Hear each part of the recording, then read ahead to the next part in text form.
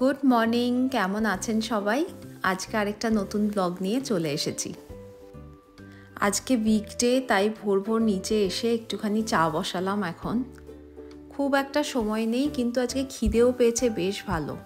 তাই জন্যে ভাবলাম সব রকমের সবজি দিয়ে একটুখানি ডিমের একটা অমলেট করি। অমলেট করতে গিয়ে মনে হলো যে অনেক দিন এগ ভুর্জি খাইনি, স্পেশালি এই শীতকালে রাতে রুটির সাথে খেতে খুব ভাল লাগে। তাই অমনি টাইপেরই খানিকটা ভুজিয়া বানালাম।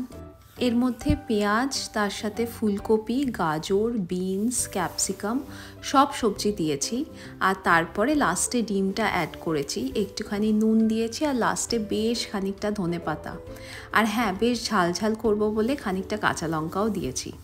আর আমার এমনি করে কাঁচা মটরশুঁটি খেতে খুব ভাল লাগে, যদিও এখানে খুব একটা পাওয়া যায় না। এই ইন্ডিয়ান দোকানে সিজনাল কিছুদিনের জন্যই পাওয়া যাবে বলে এনেছি। রোজ রোজ ভাত খেতে যেহেতু ভাল লাগে না, তাই ভাবছি বানাবো একটু ধোসা।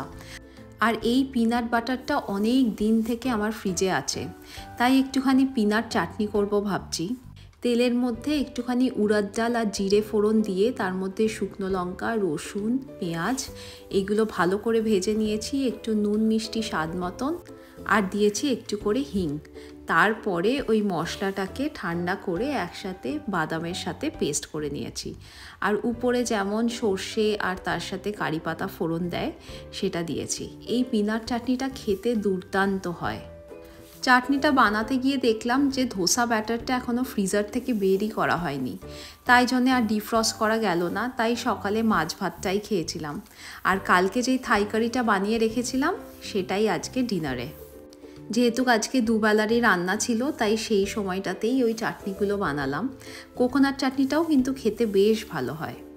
ডিনার করে কালকে তাড়াতাড়ি শুয়ে পড়েছিলাম। আজকে সকাল 6:15 মতন বাজে। এখন নিচে এলাম একটুখানি চা বসাতে। বাইরেটা পুরোটাই এই সময় অন্ধকার। সকাল সকাল এই আদা দিয়ে র চাটা খেতে কিন্তু আমার বেশ ভাল লাগে। মাঝে মাঝে এটাতে তুলসী পাতা বা তার সাথে কখনো একটুখানি সিনামন দিয়ে খেলেও কিন্তু বেশ কাড়ার মতন খেতে ভাল লাগে।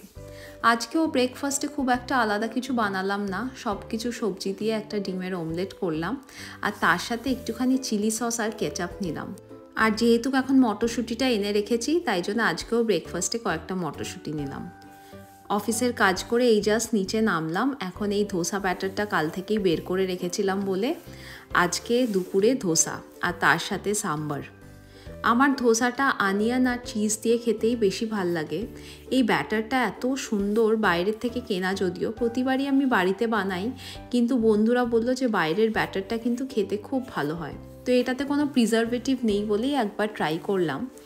এই কোকোনাট চাটনিটা কালকেই বানিয়ে রাখলাম, খানিকটা হাতে সময় ছিল। ঘি দিয়ে একটা ধোসা হয়, সেটা খেতেও কিন্তু অপূর্ব হয়। আর অনেক সময় ওই ঘি ধোসাতে ভিতরে যদি চিনি দিয়ে করে, সেটাও আমার দারুণ লাগে। খেয়েছিলাম আমি ব্যাঙ্গালোরে প্রথমবার। আর আরেকটা ক্যানাডায় এসে যেটা সবচেয়ে ফেভারিট, সেটা হচ্ছে এই চিজ অনিয়ন ধোসা। জেনারেলি বাচ্চারা এই ধোসাটা খেতে বেশি পছন্দ করে, বাট জানি না কেন, হয়তো আমার চিজ এতটাই খেতে ভাল লাগে বলে কিনা, যে আমি যখনই ধোসা ঘরেও বানাই এই একটুখানি অনিয়ন আর চিজ দিয়েই বানাই।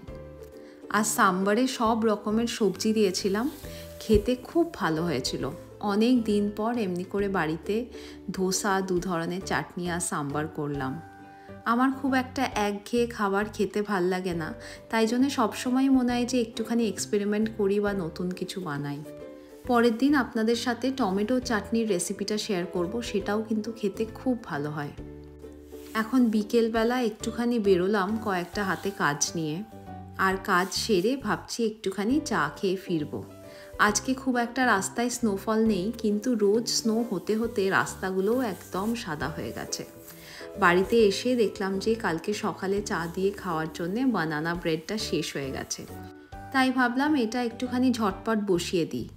বানানা ব্রেডে প্রথমে এই বাটার আর চিনিটা ক্রিম করাটাই মেন স্টেপ, আর তারপরে তার সাথে দুটো আমি এখানে ডিম অ্যাড করেছি, তার সাথে একটুখানি ভ্যানিলা দেব। এই মিক্সচারটা করাটাই মেন। আর তারপরে আপনি তার সাথে ময়দা, বেকিং পাউডার, বেকিং সোডা, আর তার সাথে বানানার যে পিউরেটা সেটা আপনাকে দিয়ে দিতে হবে। এটা একটু ভালো করে পিউরে করে নিলে বেশ ভাল লাগে। যেহেতু সকালে ধোসা হয়েছিল, তাই রাতেও ভাবলাম সেটাই খাবো, তাই আজকে সেম মেনু সকাল আর রাতের। বাড়িতে আপনারা এই বাইরে থেকে যদি ধোসা ব্যাটার আনেন, একবার ট্রাই করে দেখতে পারেন, খেতে কিন্তু বেশ ভালো হয়। আর একটা ব্যাটারে বেশ কয়েকদিন চলে। এখন একটুখানি ডেজার্ট খেতে ইচ্ছা করছিল, সেই কারণে বাইরে বেরোলাম। আজকে ভাবছি একটুখানি গ্রসারি করতে হবে, স্পেশালি মাছটাও শেষ হয়ে গেছে, তাই এসছি আমাদের এখানে একটা ইকবাল বলে স্টোর আছে, সেটা যদিও আমাদের শহরে নয়, পাশের শহরে মিসিসাগাতে। এসে দেখছি আজকে এখানে প্রচুর ডিলে অনেক জিনিস দিচ্ছে, তাই এসেছিলাম শুধু মাছ মাংসটাই কিনবো বলে, কিন্তু দেখলাম প্রচুর জিনিস কেনা হয়ে গেছে। একটু সবজি নিলাম, মাছ নিলাম, মাংস নিলাম, তার সাথে একটুখানি পনির নিলাম। আর এই দোকানটা জিনিসগুলো খুব ফ্রেশ থাকে, আর এটা মোটামুটি বলতে পারেন একটা দোকানে এসেই সব জিনিস পেয়ে যাই।